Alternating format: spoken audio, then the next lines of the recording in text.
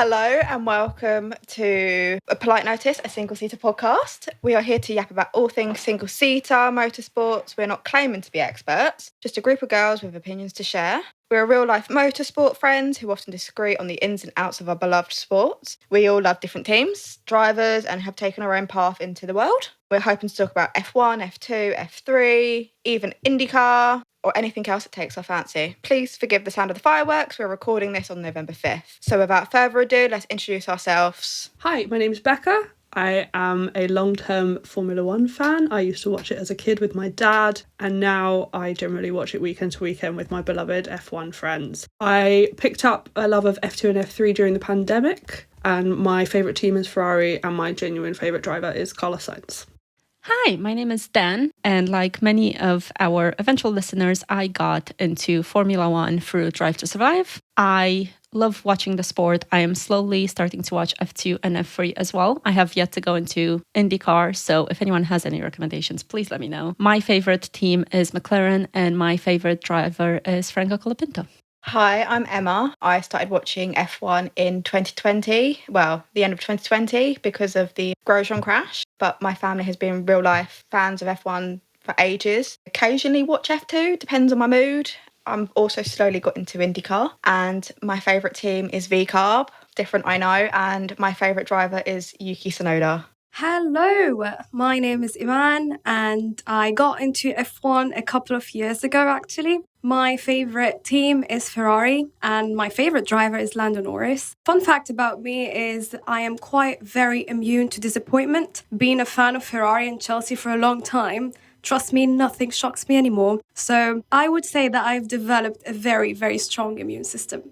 Hi guys and welcome. My name is Savannah and I am a recent fan of Formula One. Being an American, I grew up on NASCAR, so the switch to Formula One happened earlier this year when I found out I was moving to England. I am a fan of all of the feeder series, Formula One Academy, Formula 2, Formula 3, IndyCar, and I am a Ferrari fan, and then I am a Charles Leclerc and Lewis Hamilton fan. So next year, I'm going to be an absolute menace on the grid, just like my two men, who will be fighting for the World Drivers' Championship. So, first of all, I would love to say that we have launched this little project among us in the best time possible because we just had the most iconic weekend ever in F1. Like, personally, I cannot think of any better time during the year to launch this because till today, I don't know how we all survived this weekend, I would say. It was very eventful, very stressful. I'm not sure if you had anything planned because I was chronically glued to my screen, cancelled all of my plans, didn't even go to the washroom during the race. I'm not even joking. It was that intense. That's commitment there, girl. Well done. Well done. Thank you so much. So before I start a recap about this weekend, I just want to say that Brazil, thank you for delivering. You gave us the best race so far in this season. 5 red flags, 5 crashes, black flags since Canada 2007, penalties, fines, investigations. We got everything pretty much. We got literally everything we asked for and without asking for it. We didn't even have Kevin on the track to cause these things and we still got it. So you can imagine how good it was. So first thing I would like to start with, starting strong, is a beautiful podium that we had. A round of applause for Max Verstappen starting from 17 to first. Thank you. Thank you so much.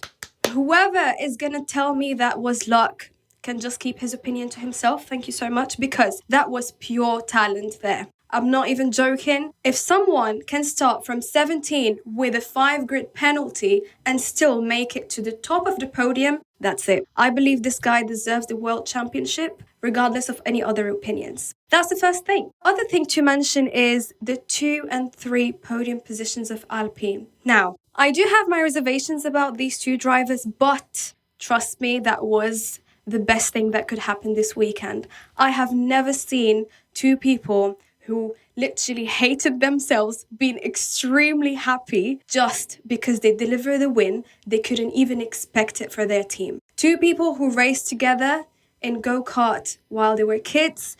2 kids from Normandy that basically gave everything in very, very impossible situations like the rain that we saw, everything pretty much that caused this wonderful race, but they still made it. I believe it couldn't get any better. As a Ferrari fan, trust me, I wouldn't have felt that much happy if Ferrari won this weekend the way I was so happy and emotional when Alpine won. So another round of applause to Alpine. Thank you very much. Now, Imane, quick question. You said something about Alpine. Is it because you hate the French? I was not expecting you to just put it out loud in a podcast, Savannah, but thank you so much. I would rather not answer that on a public The way. Francophobia is coming out in episode 1. God Exactly. damn. Wait until episode 20 at least. Then, you don't have to make the public hate me already. Have you ever seen Two Pretty Best Friends? We can all agree that the content after the race, immediately after they crossed the finish line, all the social media that came out after that, everyone was either crying or jumping up and down. And we even said this amongst ourselves. If someone watches this for the first time as their first ever race, and this is how they get into the sport, thinking that Alpine is one of the top performing teams, I'm sorry to break it to you. This is not the case. However, it's also, the races are nenever that exciting, like every week. Exactly. If you went straight from that to Monaco, you're going to be bitterly disappointed. 100%. But we are all very happy with the outcome. I could have dealt with a Ferrari on the podium. I would have sacrificed one of the Alpines. Girl! In my defense, listen. Charles, third. Okay. Sav. Pierre, no, listen. Here's the vision. Let me cook. Pierre, second. Max, first. Okay? They're all childhood friends. But Charles and Pierre. I get that. Let me I cook, see where let the me vision cook. is coming from. However, the French war being over, everyone is happy. Le baguette. Exactly. At peace. La baguette, by the way. Oh, apologies for my terrible pronunciation, Imane. I'll work on that for episode 20. I love Ferrari. You know me, I'm a Ferrari gal. They did not need to be there. Thank you. Exactly. They are predicted to be very competitive for Vegas. Yes. You can have your little American Ferrari Vegas little, they won in Cota, they could win in Vegas. Yes. I'm going to allow the French this Exactly. one.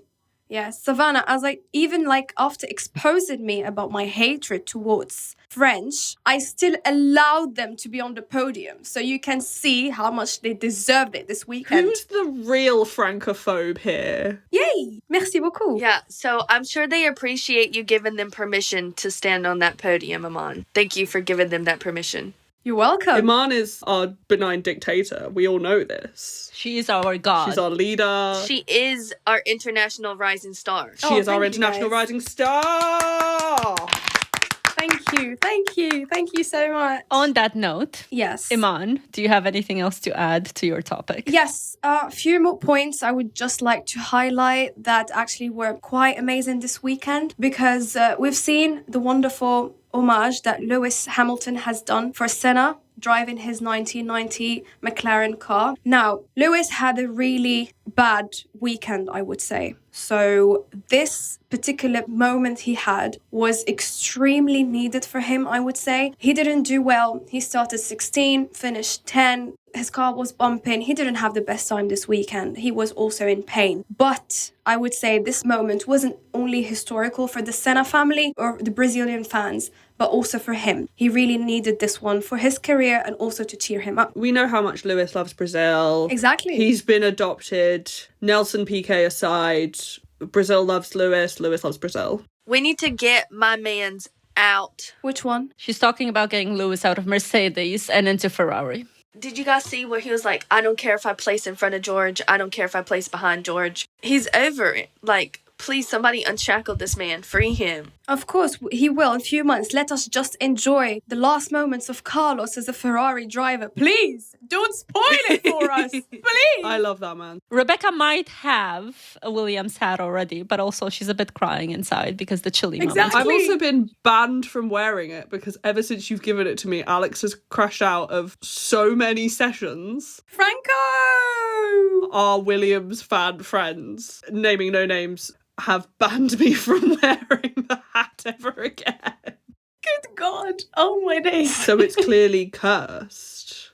So we'll have to find you a new merch for next season because we have to support our boy. Come on. Exactly. I mean, the minute Williams have been dropping great merch drops all this year, I don't have the money for every single one of them. I don't think anyone does unless you're an F1 driver. But I mean, even Franco has recommended that we make our own. It's true. Instead At of this buying point. the Williams one. So I could be crafty. I could We papier-mâché could be together crafty, a lovely yeah. little 3D mould of Franco for you. I mean, look at our logo already. How pretty that thing is. Maybe don't say the C word in the podcast, Imane. How see that thing is.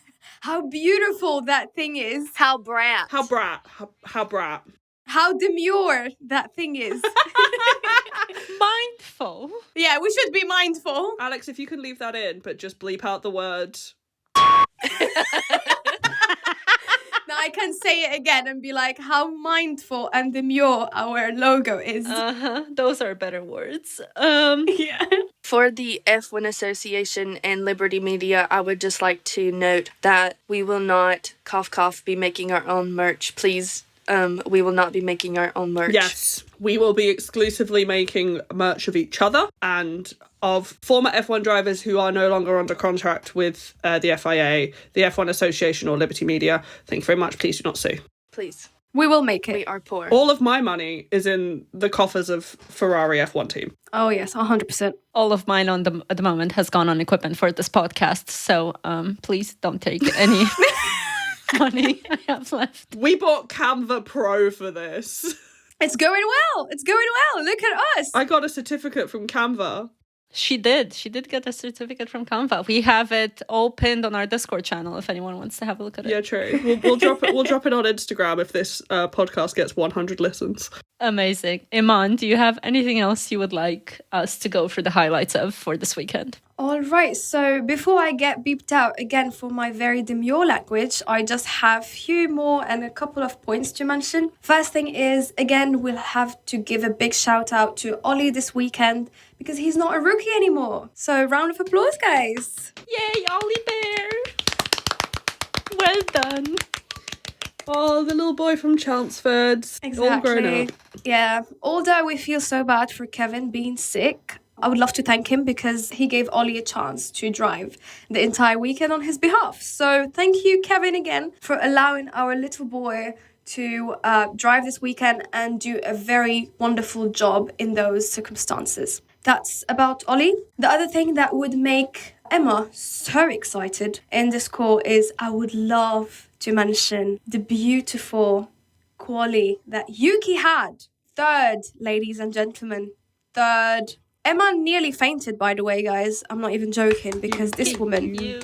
So Emma, would you like to tell us a few words? I almost cried when Yuki got P3 in qualifying. Very, very loudly. Let's just hope and pray that he gets a podium in Vegas because if he does, I will be very, very, very manic and very feral. So just hope and pray for me because if he gets it, I'm over. I've passed away. I would love to say that we're all praying for you, but Sav has already prayed for Charles this weekend. So if your prayers beat hers, maybe yes, but you know. How about Max, Charles and Yuki podium? Namaste. Namaste. Who's got a stronger god in the game here? I would like to add that when I was in Italy over the summer, I threw coins in the fountains for Charles specifically. And also I broke my phone. Not for him, I just broke my phone. But that is good karma coming back to me because Charles deserves it. And God loves me. Sav, are you sure Charles about deserves that? it. Charles deserves it, and God loves me. God bless the USA. God damn. Can we also just have a little disclaimer that this is the 5th of November we're recording this Oh, on yeah. as the date. Oh, so yeah, we so know we're- what day we're tomorrow waiting. is. Hell yeah. And I'm proud Are you excited, to Sam? be an American. I'm going to get the New York Times up right now. Oh, hey, no comment. Excited is a relative word. Oh, but also, hey, the New York Times, the people who do their games, it's like they're tech people, they're on strike right now. So don't play like the Wordle or the Connections game. Oh no Wordle. I know, but we have to stand in solidarity with them. I don't want to create an account, the New York Times. I just want to look at your little coloured map. Oh, yeah. See? Now that's why I use my demure language, because it pisses me off. That being said, we are not necessarily a politically affiliated podcast, but obviously I think it's very clear who we stand with from this brief conversation. So, on that side... We stand with Charles Leclerc, God, Dun, dun, dun, and dun. Michelle Obama. Close enough. We stand with Charles Leclerc, the Lec ice cream brand, and the Super Yacht Company. And the Celsius energy drink. And Leo, guys. Don't forget the dog. And Alexandra St. Malo. Please, yes, I love that woman. I'm obsessed. Thank you. And Roscoe and Lewis Hamilton. Yeah, we're not sponsored, but I am willing to be sponsored by any of the brands previously mentioned. Thank you very much. Including the New York Times. Daniel, I don't drink wine, but I'll drink your wine. What did we say about being horny on pod? Okay, that turned out to be a lot more sexy than I meant it. I meant it as like a sponsorship. I don't drink wine, but if Daniel Ricciardo, please call me Danny. Stop. On that note, if you're a former F1 driver and you have a product that you're willing to sponsor us with, our email is apolitenoticepod@gmail.com. So. Thank you very much. Sebastian Vettel, put your giant Senna helmet in my back garden. Enchanté, please drop more merch. No way! Please, I can't find my size. I beg you, man. Drop extra small. That's- I need it. That sounded like a big euphemism.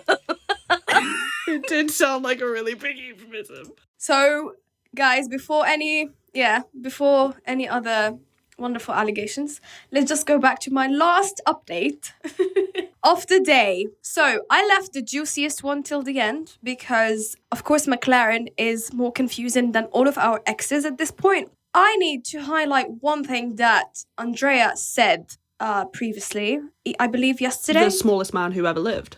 Yeah, thank you. This guy, I mean, all due respect to him, just mentioned that after all of the swiping, all of the swapping, all of the give the position back and this and that, they are not prioritizing the driver championship, but they are prioritizing the manufacturer one. So how does that make sense, please?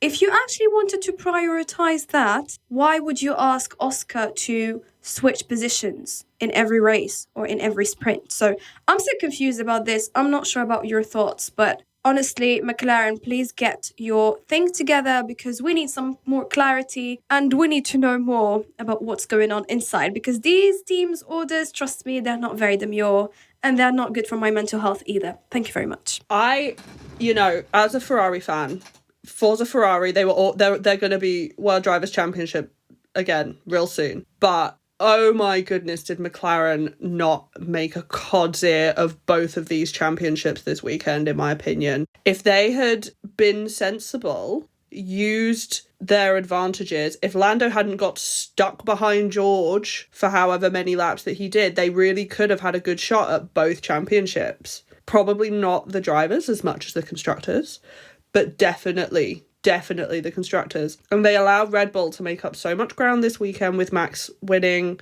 fastest lap. Ferrari had a half-decent showing, so they're pulling in. I think, no shade, McLaren really rude-worded it up. Yeah. I mean, on that note, I just would like to say also that prayer circle for Ferrari to win the championship. Thank you very much. Namaste. As a McLaren fan, thank you for that. I appreciate it. It's definitely, I'm not bitter or sad or Tissue, please. Tissue. I'm not on my way to walking as we speak, even though I live about 30 minutes away. Catch me in your walls, Andrea Stella and Zach Brown. You could pay for the ridiculous, what was it, like £500 get your guide McLaren tour, the factory tour, and just mess things up. Just go in there and start taking stuff. Yeah, but I want to mess them for the better. McLaren is my favorite team, and it breaks my heart a little bit to see how they're doing, especially over this past weekend. Thank you. I appreciate the love. The girls are sending me little hearts at the moment. I will appreciate them. I will take them. I would just like their drivers to be a bit more outspoken about what they want to do with their strategy.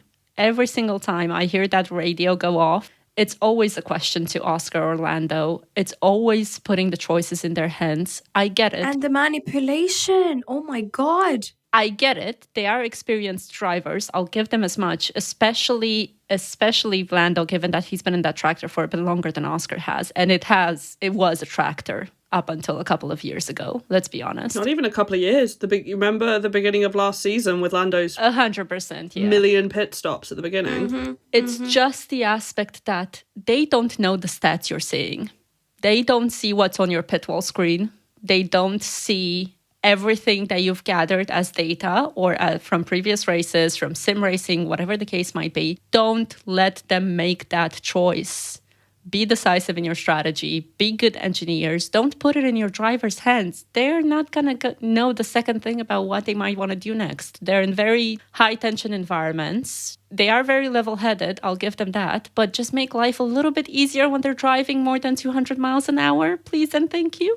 Exactly. I mean, someone said also that do not forget the adrenaline and the stress the drivers are going through when they're driving. Telling them something like, oh, be sensible. Oh, I know you're going to take the right choice. Oh, remember Andrea next to your shoulders. All of this emotional blackmail is not needed when a driver is under so much pressure in that car. Even the circumstances are different, like the heat, the rain, so many things. And you expect them to be like, oh, thank you so much. I should think about that. No, of course not. We all remember Max going, no talking in the braking. Like, it's truly... I was on the simulator at the F1 experience, and if someone had spoken to me in that moment, I would have been tempted to punch them. Literally. So I can't imagine what it's like actually going 200 miles an hour through a very twisty, turny track. Yeah, 100%. So everything McLaren has done, I think, this season has just reminded me of, like, this really cringy guy that's trying to get with a girl. And it's not Oscar or Lando. It's specifically McLaren. And they're like, hey, baby, I think you're so hot. Go out with me. And then the girl says no. And he's like, I didn't want to go out with you anyways. You're ugly and you're fat. Da-da-da-da-da-da. You know, it's just giving that energy like you're too embarrassed to admit that you got turned down and you really wanted. That's the energy it's giving. Yeah, me. like when they got Oscar, they were giving, yeah, I'm the best. I got this. And now they're the ones who have to be like, didn't even want it anyway. They've had to fully go down the Alpine route. yeah, I feel like the thing is with them, they just didn't know how to handle two good drivers at this point. They were prioritizing Lando, and then after that, when they saw that Oscar is doing great, they just were like, okay, now what? We're confused. We don't know. What should we do? So dealing with great drivers is yes, it's not easy, but at the same time, you need to have some common grounds because they are two human beings and both of them want to win at some point. Like Oscar next year is not going to be willing to swap positions. Obviously, he's a good driver. Why would he do that? So McLaren should just think about these things because, yeah, they are human beings that they would love to win as well. So, given all the good news we've had, I will try to start this on a high note. Big news in the F1 world. The GPDA, or the Grand Prix Drivers Association, is now on Instagram. Round of applause, everyone. Except for their graphic design. That's George. Call me. Let's give George Russell the benefit of the doubt. He was only working with PowerPoint here. However, if he needs a Canva Pro subscription or if Canva wants to sponsor us, please hit us up. Email again. It's at politenotice@pod@gmail.com. Just call me. I'll make you a wonderful logo. Yeah, if only the logo was as good as your dressing sense, George. Please, give us some colors. Let's be honest here. That's all Carmen. That is 100% all Carmen. Yeah, thank you so much. Yay, girls support girls. Now, You heard that right.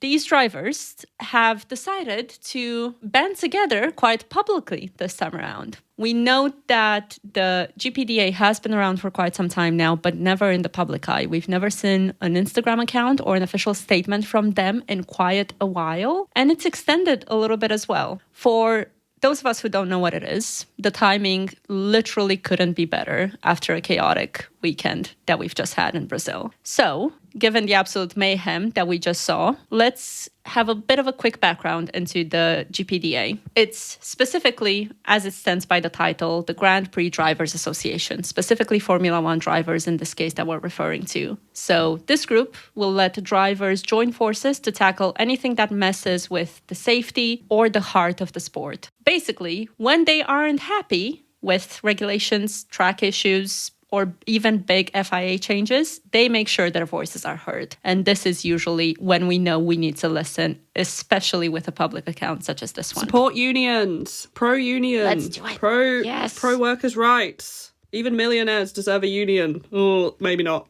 I mean, we support their safe decisions, so standing behind them for now, especially if they're against the FIA. Millionaire safety! Now, today's leadership, to talk a little bit more about that, shout out to our dear PowerPoint king, George Russell. He is one of the lead chairs. And the second one is Alex Warts, who's also a former F1 driver. Alongside Anastasia Fall, she's also acting as a chair, but more so on the legal advice aspect of things. What surprised us a little bit, though, even though we did spot him there this weekend, Sebastian Vettel, who retired from the grid in 2022, is still involved in GPDA discussions. We don't know as of right now whether he's a chair or whether he's acting as purely advisory, but we are, or at least I am, very happy to see him there, especially as he led his little ducklings into the Senna helmet, which was one of my favorite moments. If there's one thing we know about Seb, he loves to drop a bit of big news on Instagram, so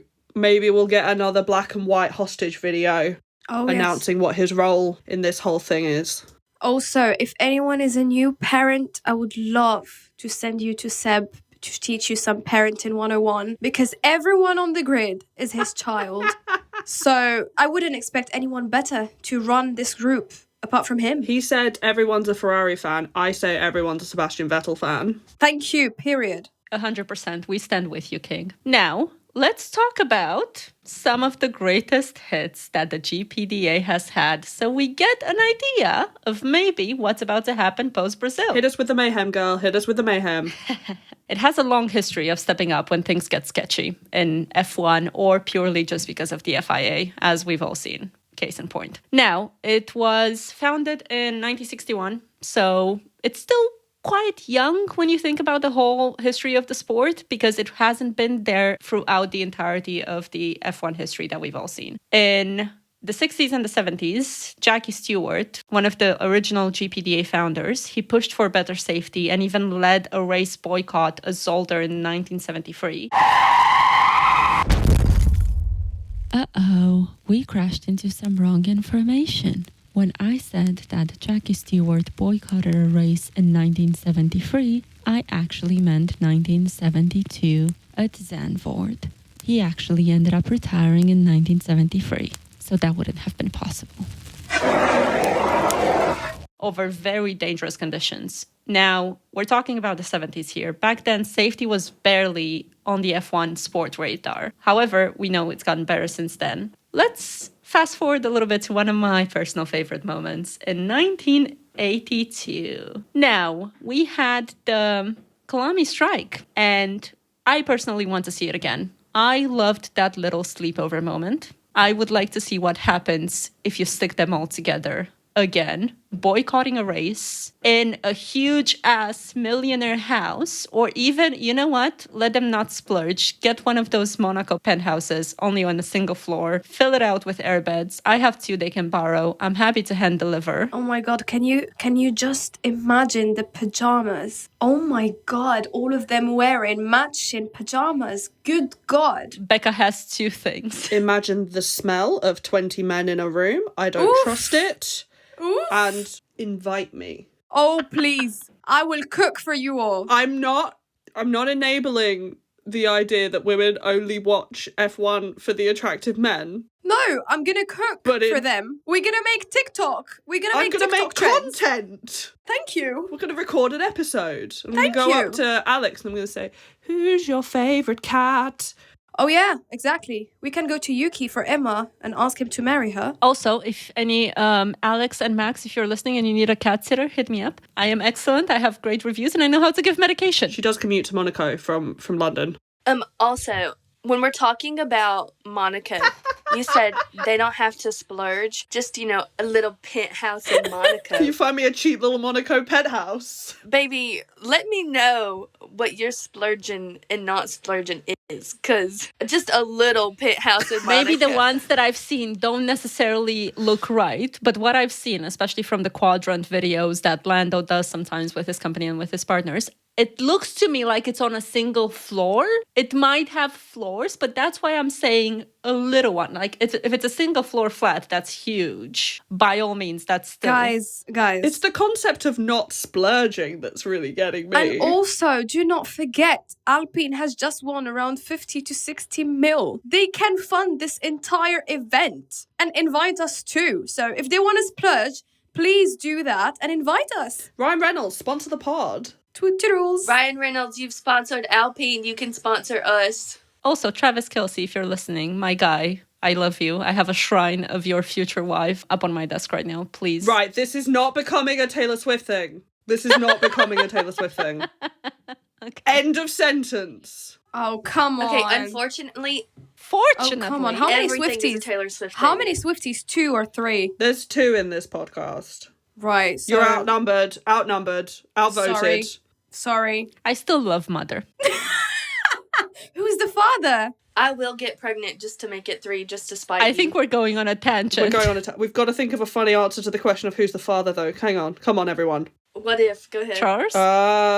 Charles is not funny enough. Esteban Ocon. There we go. There's the funny answer. I mean, after this weekend, he had an excellent weekend. And he has money now. It could be like when Kevin's wife had a baby 9 months after his pole position. Exactly. And Sav is the mother. Oh my god, I'm gonna get a paddock pass. Finally.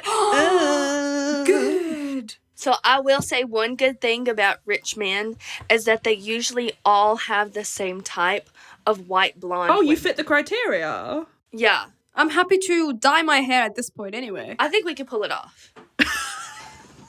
On that note, can we continue with the not so happy topic of what's going on Yes. here? Ouch. Sorry. Ouch. We were on the 1982 strike. Now, the little backstory behind this particular instance is that drivers protested super license rules that restricted which teams they could drive for. Essentially, what that would have happened is that it turned them into one single team, the entire grid, for 3 years, which wasn't ideal given where we are with the sport now in history and where it used to be before then. Basically, a labor rights moment in racing, if you will. Who was the team? Was it Ferrari? Forza Ferrari? Finally, the all Ferrari F1 race I've always wanted? The leading body at the time, believe it or not, was Visa. Not V-carb supremacy. No.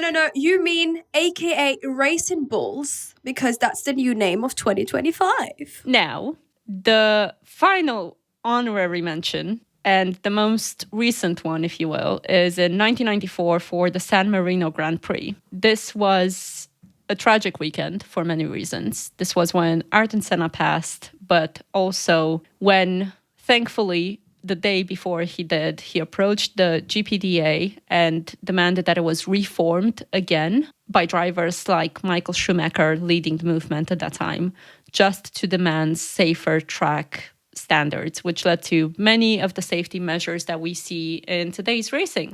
And they don't just work in the background. So the GPDA called out F1 publicly with an open letter in 2016 protesting a ridiculous new qualifying format that they felt distracted from real racing. Essentially, what we need to pay attention to right now is that they're not afraid to speak up. So trust me when I say every single F1 fan is watching that Instagram account and has their notifications on like a hawk, especially after we've seen that everyone who's currently on the grid, as well as Sebastian and Ollie, are part of that followers list. I think Ollie does deserve an honorary mention here, especially after we go into how this weekend went for him. Some of them having been very great achievements, given the fact that he actually safely made it out of this race. However, we'll go into some of the moments that weren't so great. Yeah, just thinking about it, that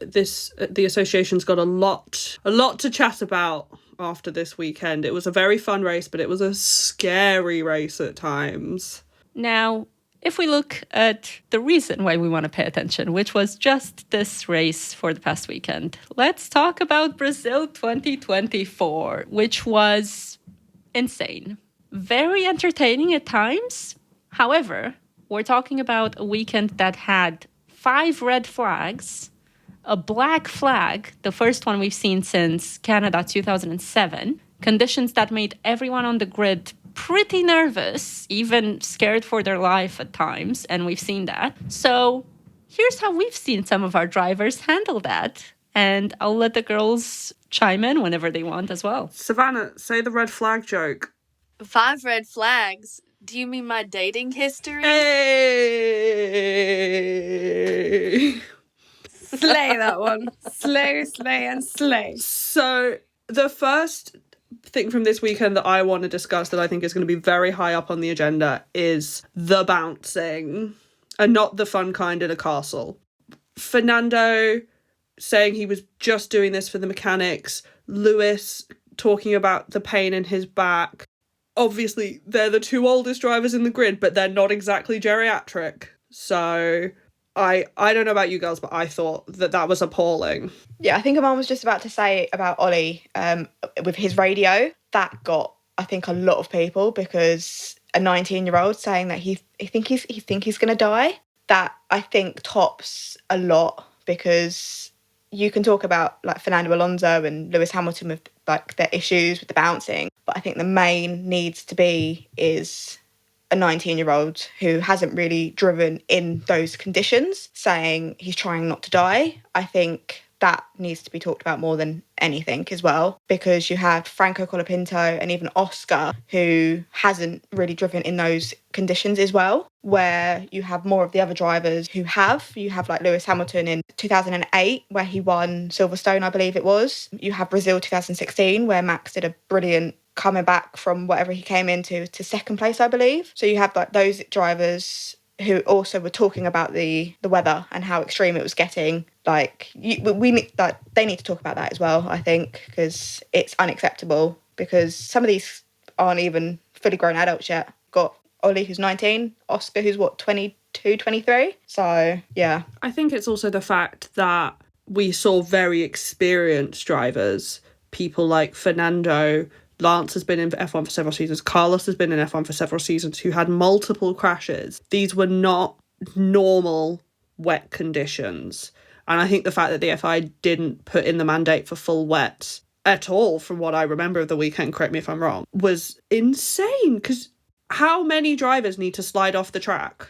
Can we just say that the drivers were literally begging their teams for those full wets? We've heard several times Franco ask for them. We've heard Lewis asked for better wet racing conditions. Carlos as well, who didn't receive a response on his radio for 40 plus seconds. That was when he asked if they'd put him on used inters. Yes. Exactly. He said, are these used inters? Sat there 40 seconds and had to go, hello?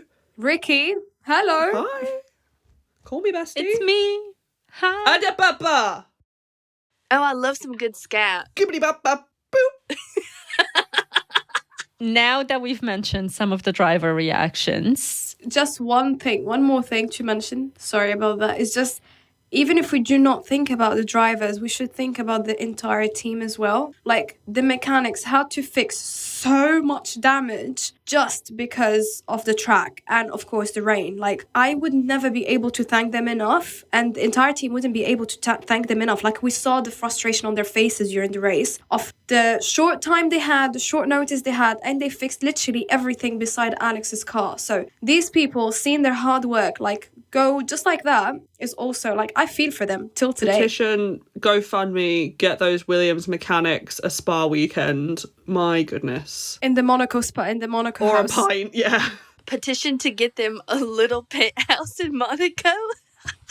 A very demure little cheap penthouse. Mechanics sleepover. Invite me. On mechanics. We are sleepover. the chef, by the way. Invite us. Of course, we're gonna do TikTok trends. We're gonna cook for you. We're gonna make an entire podcast episode with you. Bring the ducks. Just please bring the ducks that you used on the wet track. I need one of those ducks. Please and thank you. That was so cute. And I promise you, we're not gonna make you try mate. That's only Franco who does that. Don't worry. We will make you a delicious chai. Yes. Or... a dirty one. Girl, I was about to say a pina colada. Yeah, we can make pina coladas, we can make chai, we can make anything they would like. Yeah, non-alcoholic beverages. Exactly. Lightly alcoholic beverages, strongly alcoholic beverages. We have everything. Lewis Hamilton Non-Alcoholic Beverage Company sponsor us. Yeah, please. Please sponsor me. Please. I don't drink. Almave, if you're listening, please. Take a shot every time we beg for sponsors. Exactly. This is just the first episode. Like, how embarrassing that is, for God's sake. But if we get all of them, we're going to be rolling in it. Oh, yeah. Hell yeah. We're going to have the penthouse in Monaco. Right. It's not embarrassing if it works. It's not embarrassing if it works. Let's go back just to thinking about why the track was so slippy and bumpy. Dan? Now we're talking about a recently resurfaced track, which we all know can be a problem. Now, this was also done without proper testing. Correct me if I'm wrong, but every time a track gets resurfaced, especially for the past couple of years, we always, before qualifying, tend to have a look at how it works. You need to lay down some rubber, is what you need. Even if you just send last year's F1 cars around it, because nothing has ground force quite like an F1 car. You need to send a car around it to lay down some rubber and check that the surface can withstand the ground forces from an F1 car. That's why Carlos's floor in Vegas last year was absolutely destroyed by that drain cover because they didn't test it with a strong ground force car.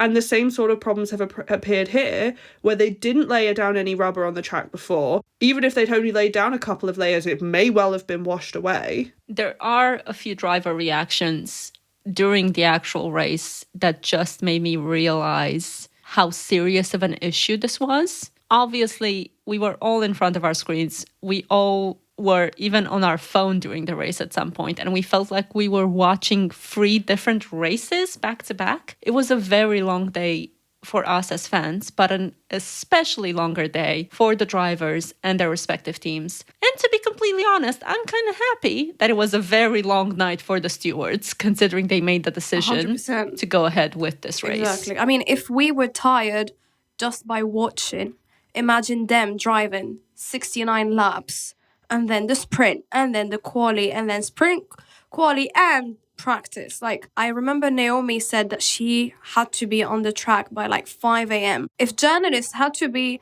in the track by 5, imagine the drivers and the mechanics. Did they even sleep?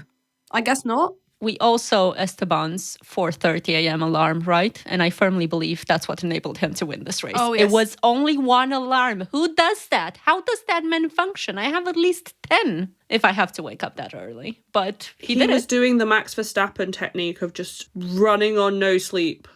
Sim racing. It worked for Max on the sim racing. It'll work for me. Look how that turned out.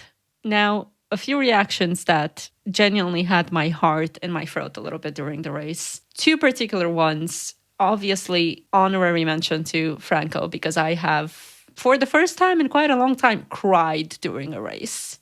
It broke my heart a little bit, I'm not gonna lie. However, what really, really scared me, Ollie Behrman, he didn't hold back.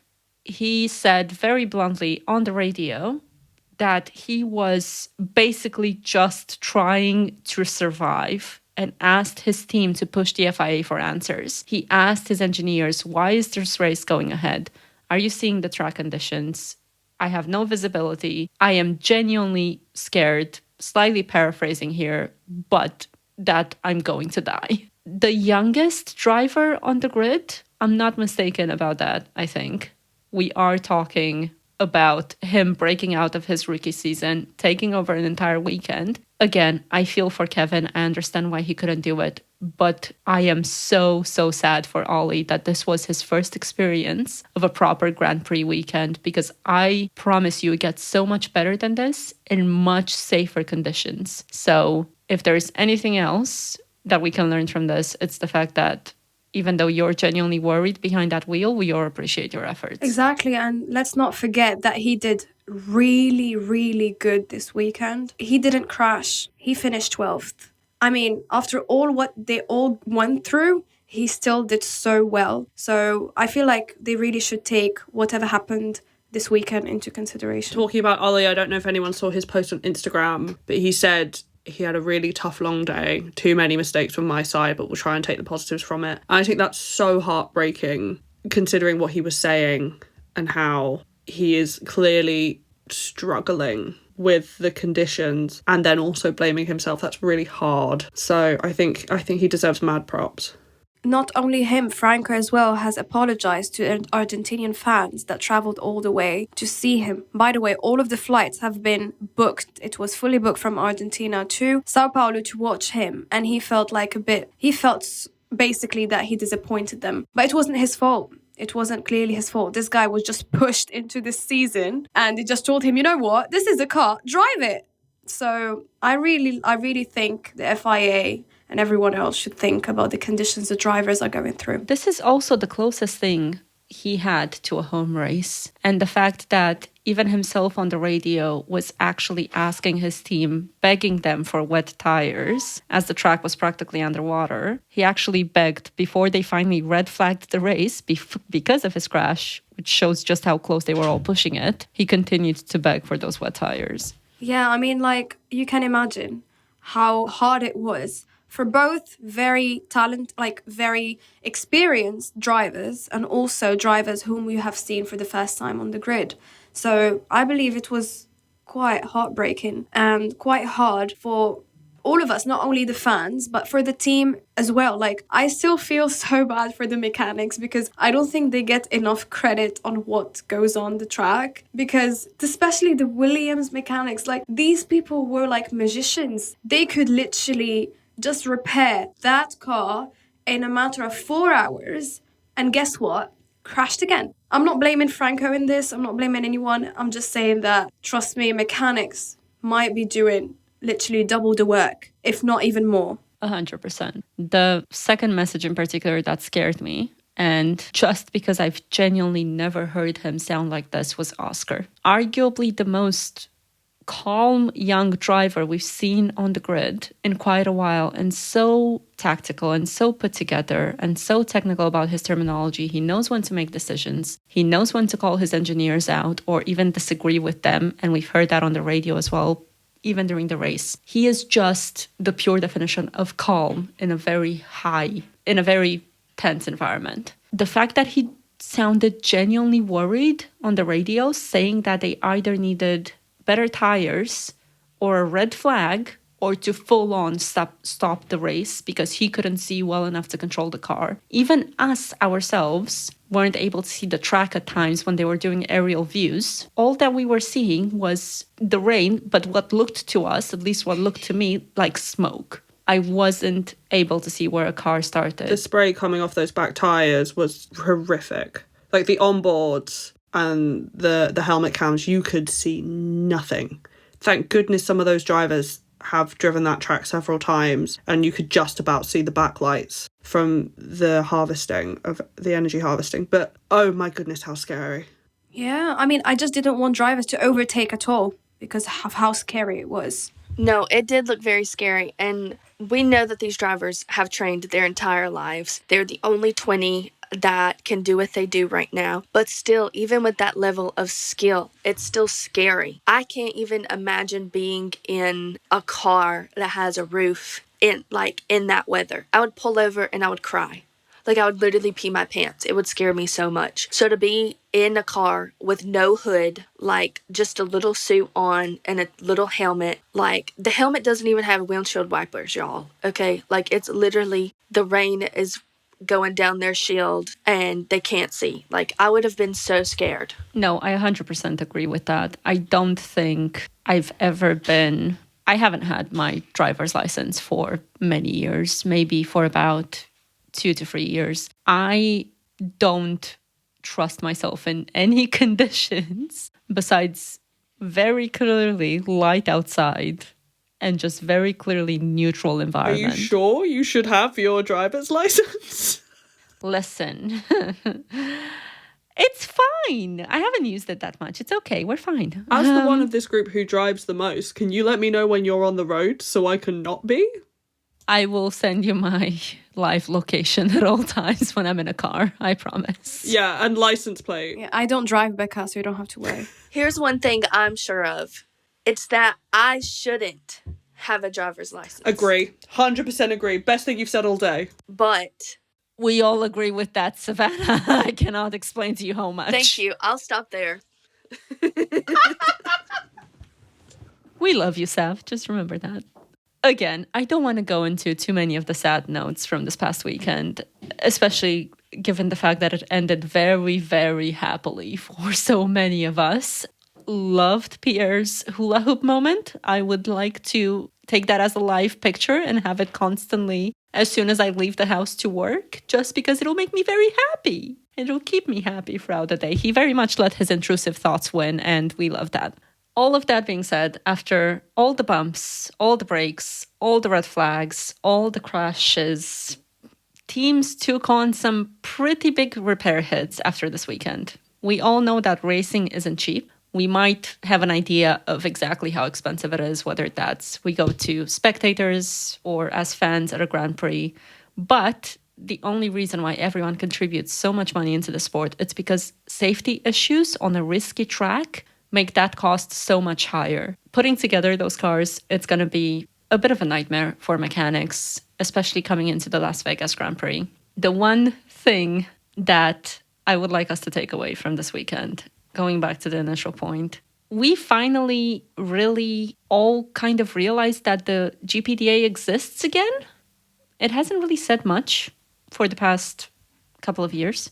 They've been a driver-powered safety net for decades, and there's still works being done behind the scenes, and we can see that now, thanks to George and his PowerPoint skills. Shout out again.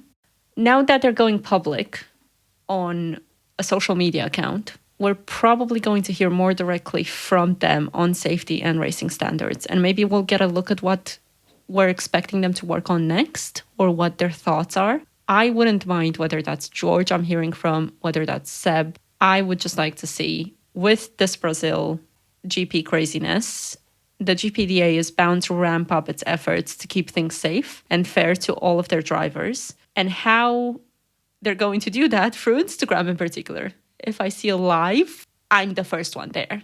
My notifications are on. If that account goes live, I would love to see all 20 or 21 of them squeeze into a frame. I don't know how that's going to happen. It'll be the funniest thing I've ever seen all year, most likely. On a very serious matter and a very serious topic, considering they're most likely talking about driver safety. However, hold on, 22, Ollie is also there. It's going to be very interesting to see how they shape the future of F1 from here. Okay, I know this is a very serious topic, but the way you said went public on Instagram, you made it seem like they were hard launching their relationship. So it reminded me of that scene in Twilight when Edward dramatically gets Bella out of the car and he's like, well, since I'm going to hell anyways. Like, do you guys know that scene in Twilight? That's what it reminded me of. Who wants to play a really fun game of World Destructors Championship so far? Ooh, me. So who do we think is leading the World Destructors Championship? For those of you who don't know who are listening, the Destructors Championship is a fan-made estimate of how much money drivers have cost their teams with their crashes. Perez, baby, you go first. Pick me. Yes, Savannah. I want to say, I think Williams, as a team, I really do think Williams have taken over. Because they had Logan, then they had Alex, and now they have Franco's Rex. I think Williams have to overtake. I don't have it by constructor. I have it by driver. It's Perez. Oh, sorry, Emma. It's Checo, isn't it? Because, yeah. Yes, babe, Yeah, it it is has to be. Checo. It has to be Perez. Sorry, but yes. Yeah, but it's Checo. It's Checo, isn't it? Yeah, babe, it is Checo, yeah. I'm very sorry. It is in fact Checo. $4.86 million. $4.86 million in damages so far. Who do we think's next? That can buy us the penthouse in Monaco, by the way. That could buy us our little Demure penthouse in I was Monaco. literally just about to mention that. Who do we think is second? Logan. No. I think Alex. Correct, Amando. Alexander Albon, our little Thai sweetie, $3.7 million. I will be very impressed if anyone gets number 3, because I did not have this person as having crashed that much in my head. Carlos. No. Oh, thank God. Okay. Anyone else would be fine. Fernando No. or Aston Martin. Emma is holding up her phone to show us something that I can't read. Babe, that is a white blood. Did I say Lewis? Have you just written Lewis? It's not Lewis. No. Yes. Lewis didn't crash that She much. did. Emma, how could you? Oh, is it a Haas? It is not a Haas. Is it the Sauber? It's not a... I genuinely have not thought that this person crashed this much. I'm going to have to look into this a bit. Is it George? It's George. It's a Mercedes. I want that soundbite forever. Could that be our intro, please, Alex? I said that's like a gender reveal. It's a Mercedes. $3.2 million. Jorge. George, how could you? I don't... What happened? Have I blanked out all of his crashes? I don't remember him having that. I mean, I remember him loving the barriers and the walls, but equally, like... Emma, what do you think it is? I thought you better than that. Was it his Australia crash? Because I remember that was a big one. Oh, maybe. We'll look into that for the next episode, and we'll have a full Destructors Championship rundown next episode. Oh, our PowerPoint king is not doing so great. It's okay. He's got the money. Mine too much on graphic design. His head is in the graphic design game and nothing else. Now, is this racer specific, or is this car specific? Because Kimmy has been in George's car. That's a good point. Let me see if Kimmy's on the list. I mean, technically, do we count it as Kimmy or do we count it as George because it was his car? I can't say I know that much about the world drivers. You said Reputation Boo! coming soon.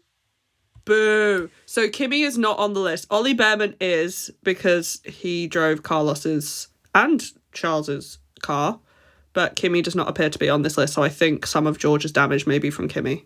Oh, Kimmy. Sorry about this. Okay, one last little guessing game before we wrap this really fun game up. Who is the one driver with 0 damage attached to their name, according to this list?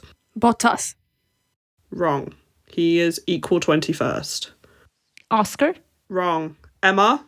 I was going to say Liam, but he had the crash with Oscar. I'm going to throw a really random person out here. Joe. No. I thought we only have one guess. Max? Is it Max? It is not Max. It can be Lando, because he's had... Not Lando. No, it's not. According to this list, it is Pierre Gasly. $0. The French? The French. Imane, your Francophobia is coming out. That's why Alpine decided to keep him. Yeah, true. Can we title this episode Imane is a Francophobe? That's a terrible Oh, God, name no. for the first episode. The entire French countries are gonna hate Call me. it the full Brazilian. Also, it makes it sound like she's afraid of Franco Colapinto. Like she's scared of She him. would never. Now, the Brazilian Grand Prix highlighted the thin line drivers tread between spectacle and safety. We all loved to see it by the end of the race, especially given who our top 3 winners were. However, the history shows that there can be a force of positive change from our F1 drivers as well. We're very excited to see what remains to be done with that little Instagram account, whether we should keep an eye on it or whether news will come from somewhere else. We just all hope to see that they'll leverage this new platform and influence future races for the better, so that as much as we loved the Brazilian GP, we never have to see conditions like that again. So that's the end of episode 1. Thank you so much for tuning in. We hope you enjoyed listening to us talk or yap. Please like, subscribe and leave a comment, and follow us on Instagram and TikTok at A Polite Notice Pod. Next time we'll be talking about F1 Academy and more about women in motorsports. See you next time.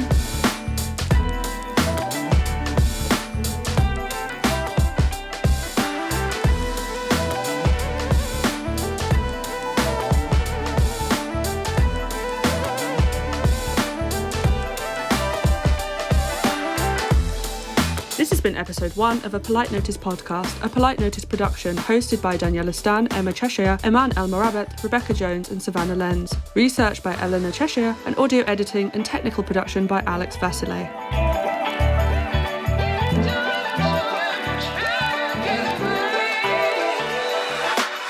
Get it out.